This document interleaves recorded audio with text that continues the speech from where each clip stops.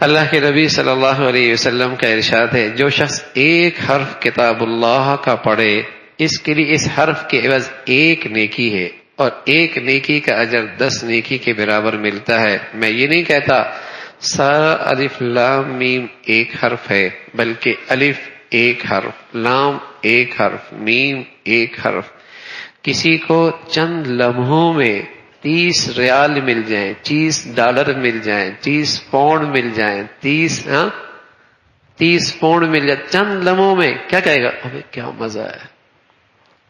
ہاں میرے عزیزو، یہ دنیا ہے نا، کل پتہ چلے گا یہ 10 نیکیوں کی کرنسی کتنی قیمتی ہے۔ کل پتہ چلے گا یہ 10 نیکیوں کی کرنسی کتنی ہے۔ اور جو پورا قرآن کی تلاوت کرے، جو ہر روز تلاوت کا معمول بنائے، بتاؤ روز کتنا مال کماتا ہے؟ ہاں، بازار کل لگے گا، اس کی منڈی کل ہوگی۔ اس کرنسی کی قدر و قیمت کا اندازہ جب آنکھیں کھلیں گی پھر پتہ چلے گا۔ نبی نے سچ کہا ہے، اللہ کے رسول نے سچ بتلایا ہے کہ واقعتاً اس پہ کرنسی مل رہی ہے۔ الف لام میم 30 نیکیوں کی کرنسی مل گئی۔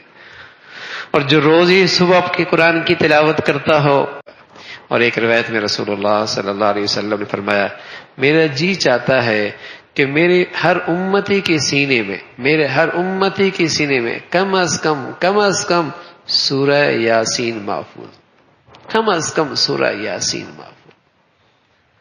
تو میرے عزیزو، اللہ نے صحت دے رکھی ہے، خوشحالی بھی دے رکھی ہے، فرصت بھی دے رکھی ہے، تو میرے عزیزو اس دولت کی بھی قدر کر، بڑی دولت ہے۔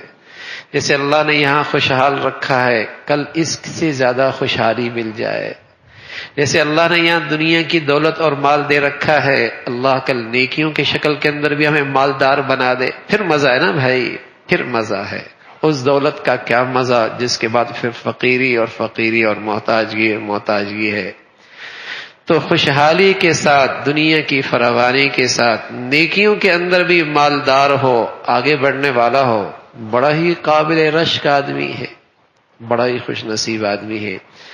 تو قرآن کا حق ہے، قرآن پر ایمان، قرآن کی عظمت، قرآن کا حق ہے قرآن کی صحیح انداز سے تلاوت، قرآن کا حق ہے قرآن کی زندگی پر عمل۔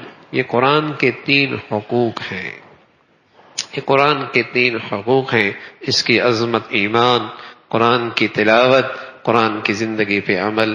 اللہ ہم سب کو بھائی مرتے دم تک ان حقوق کی رعایت رکھنے کی توفیق نصیب فرما دے۔